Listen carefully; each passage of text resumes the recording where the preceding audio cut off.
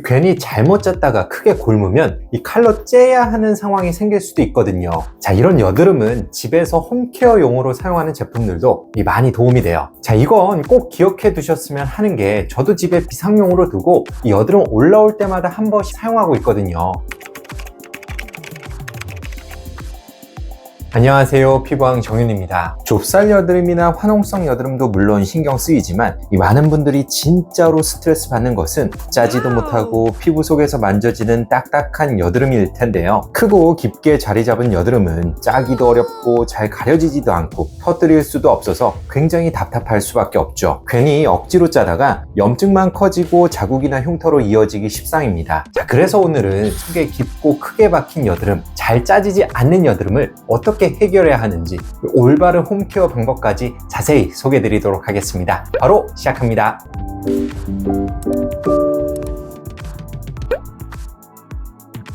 여드름을 제대로 이해하고 해결하기 위해서는 먼저 그 발생 기전을 이해할 필요가 있죠. 여드름은 단순히 한 가지 원인에 의해서 생기는 것이 아니라 여러 단계의 복합적인 과정을 거쳐 발전합니다. 가장 먼저 피지 생성량이 여러 이유에 의해 증가하게 되는데요. 동시에 모공이 각질로 덮여 막히면 과생성된 피지가 밖으로 배출되지 못하고 모공 안에 정체되기 시작합니다. 겉에서 볼 때 이 피지 덩어리가 하얀 좁쌀처럼 보여서 좁쌀 여드름 또는 화이트헤드라고 부르고요. 간혹 피지의 끝부분이 공기 중에 노출되면 산화되어 검게 변하기도 하는데 이를 블랙헤드라고 부르죠. 이 두 가지는 색깔의 차이일 뿐 피지가 막혀 모공 안에 저류되어 있는 동일한 상태로 해석할 수 있습니다. 이러한 좁쌀 여드름이 계속 쌓이면 여드름균이 해당 부위로 몰려들면서 이를 방어하기 위한 면역 시스템이 작동하고 염증 반응이 발생하는데요. 이 염증 반응이란 붉어지고 붓고 통증이 생기는 상태를 말하며, 이 염증 반응이 동반된 여드름을 염증성 여드름 혹은 화농성 여드름이라고 부릅니다. 이 손으로 건드리면 아프고 짜면 죽은 여드름균과 면역세포, 피지들이 뭉쳐서 형성된 노란 고름이 나오기도 하죠. 자, 문제는 이 염증 반응이 주변의 정상 조직까지 파괴한다는 데 있습니다.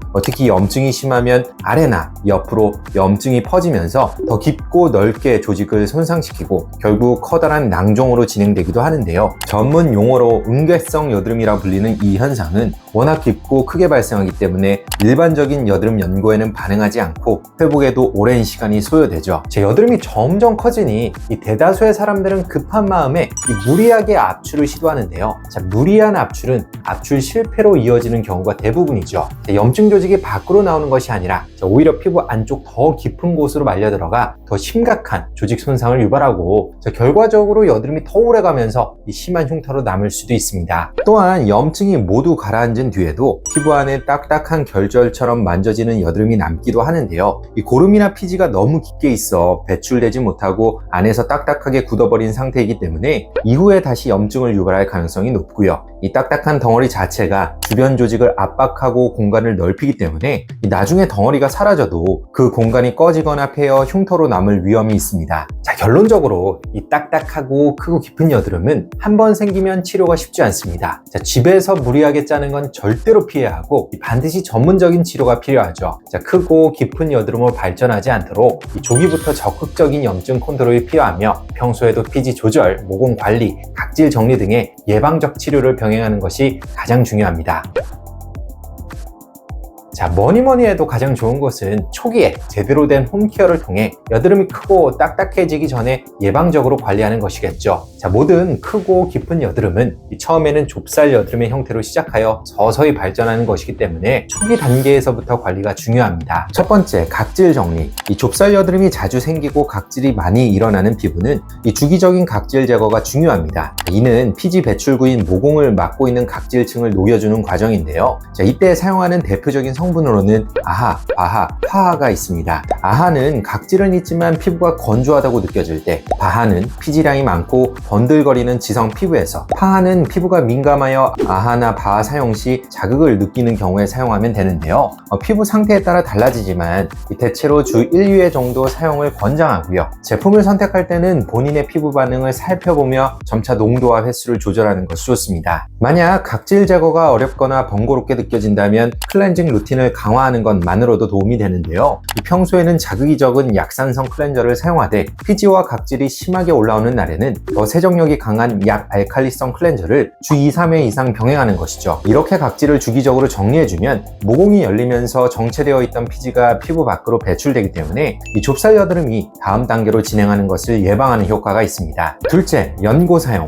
그러나 각질 제거나 클렌징만으로는 잘 해결되지 않는 분들도 계실 텐데요. 그렇다고 자꾸 각질 제거나 클렌징 빈도를 높이게 되면 오히려 피부 장벽을 손상시켜 여드름을 악화시킬 수 있으니 주의가 필요합니다. 이럴 때는 각질 제거 효능이 있는 여드름 연고를 시도하는 게 좋습니다. 대표 성분으로는 레티노이드가 있는데요. 의사 처방이 필요한 전문 의약품으로 디페린겔, 아크리프 크림이 유명하죠. 레티노이드는 비타민 A 유도체로 각질 탈락을 도우면서 피지 분비도 줄이고 염증도 완화하는 효과가 있어 좁쌀, 화농성 여드름 모두에 기본적으로 사용 가능합니다. 처방 없이 약국에서 바로 구입할 수 있는 일반 의약품으로는 에크린 겔이 있는데요. 이 살리실산 2% 성분으로 앞서 말씀드린 바에 해당하죠. 보통 클렌저 속 살리실산은 잠깐 피부에 노출된 뒤 바로 헹궈내기 때문에 효과가 제한적이지만 연고 형태의 살리실산은 같은 농도라도 피부에 오래 노출되기 때문에 더 강한 효과를 기대해 볼 수 있습니다. 만약 화농성 여드름이 많거나 이미 염증 반응이 진행한 상태라면 여드름균을 억제하고 염증을 가라앉히는 성분이 필요한데요. 일반 의약품으로는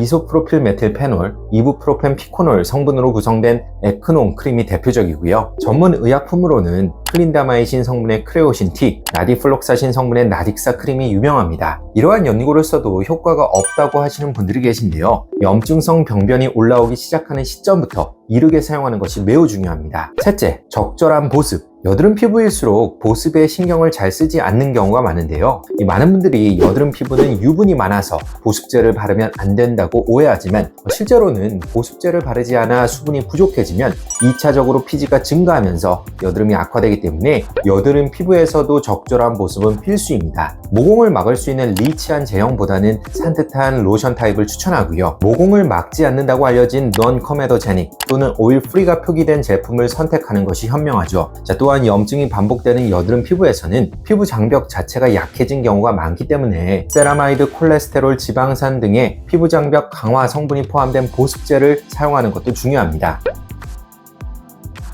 말씀드린 방법대로 평소에 여드름을 잘 관리하면 대부분은 좁쌀 여드름이나 화농성 여드름 단계에서 충분히 조절이 가능한데요. 하지만 관리가 소홀했거나 체질적으로 피지 분비가 매우 활발한 경우 또는 이미 중등도 이상의 여드름으로 진행된 경우에는 홈케어만으로는 더 이상 치료가 어려울 수 있죠. 2단계에 이르면 꼭 병원 치료를 고려하는 것이 좋습니다. 첫째, 전문적인 압출 시도. 크고 단단한 피지 덩어리가 피부 깊숙이 박혀 있으면 혼자서 짜내기란 거의 불가능하지만 병원에는 압출 경험이 많은 전문 피부 관리사와 압출 전용 도구가 있기 때문에 보다 정밀하고 안전하게 압출이 가능합니다. 하지만 그렇다고 할지라도 여드름이 너무 깊거나 염증이 심할 때는 압출이 불가능하기도 하죠. 둘째, 염증 주사. 병원에서도 압출이 불가능할 정도라면 염증 주사가 가장 간단한 해결책입니다. 염증 주사에는 스테로이드 성분인 프리암시놀론이 들어있어 염증을 빠르게 가라앉히고 조직의 붓기와 통증을 줄여주는데요. 그 외에도 딱딱하게 굳어있는 피지 덩어리를 말랑하게 만들어주는 효과도 있기 때문에 깊고 단단한 여드름이 남아있을 때 효과적으로 시도해 볼 수 있습니다. 다만 염증 주사는 저렴하고 간단해 보이지만 사실 시술자의 정확한 기술이 요구되는 어려운 시술인데요. 용량이 많거나 주입 부위가 정확하지 않으면 주변 지방 조직이 위축되면서 피부 함몰이라는 부작용이 생길 수 있죠. 시간이 지나면 대개 자연적으로 호전되지만 한동안은 상당히 신경이 쓰이기 때문에 반드시 경험이 많은 의사에게 받는 것이 중요합니다. 셋째, 니들 고주파 시술. 흔히들 포텐자, 실펌, 아그네스 등으로 대표되는 니들 고주파는 모공 치료에 사용된다고 알려져 있는데요. 크고 깊은 여드름을 치료할 때도 활용할 수 있습니다. 피부에 아주 미세한 바늘을 찌른 뒤 바늘 끝에서 고주파 에너지를 방출해 피지선을 직접 파괴하거나 활성도를 떨어뜨리는 기전을 통해 여드름을 개선하는 것이죠. 저는 좁쌀이나 화농성 여드름이 넓게 퍼져 있는 경우에는 멀티니들 팁을 사용하고 한 부위에 반복적으로 여드름이 재발하거나 치료를 반복해도 없어지지 않는 크고 깊은 여드름이 있는 경우에는 싱글 니들로 집중 치료하는 방식을 사용하고 있습니다. 니들 고주파는 여드름 치료 효과뿐만 아니라 진피층 자극을 통한 모공 축소, 여드름 흉터 개선 효과까지 부수적으로 얻을 수 있어 여러모로 장점이 많은데요. 하지만 에너지 강도나 깊이 설정에 따라 피부 자극이 심할 수 있다는 점, 특히 시술 후 심한 홍반, 부종, 미세 딱지 등이 생길 수 있으므로 피부 장벽이 약한 분들은 반드시 전문 의료진과 충분히 상담 후 진행하는 것이 중요합니다. 넷째, 이소트레티노인 복용. 만약 크고 깊은 여드름이 한두 개 수준이 아니라 광범위하게 얼굴 전체에 퍼져 있는 상태에서는 단순 연고나 시술만으로 해결이 쉽지 않습니다. 이럴 땐 경구용 여드름 치료제, 즉 이소트레티노인 복용이 상당히 도움이 됩니다. 상품명으로는 로아큐탄, 제로큐탄, 이소티논, 트레논, 트레인, 니메겐 등의 약재를 말하죠. 이소트레티노인은 비타민 A 유도체로 피지 분비 억제, 염증 반응 완화, 각질 제거, 여드름균 감소 등 모든 여드름의 병태 생리 기전에 작용하여 여드름을 강력하게 조절하는데요. 다양한 국가의 최신 여드름 치료 가이드라인에서도 음괴성 및 중증 여드름의 1차 치료 옵션으로 권고될 정도로 그 효과는 입증되어 있죠. 보통 3에서 6개월 이상 복용하며 경우에 따라 1년 이상 장기 복용이 필요할 수도 있고요. 하지만 간 기능, 지질 수치 변화, 심한 피부 건조, 안구 건조,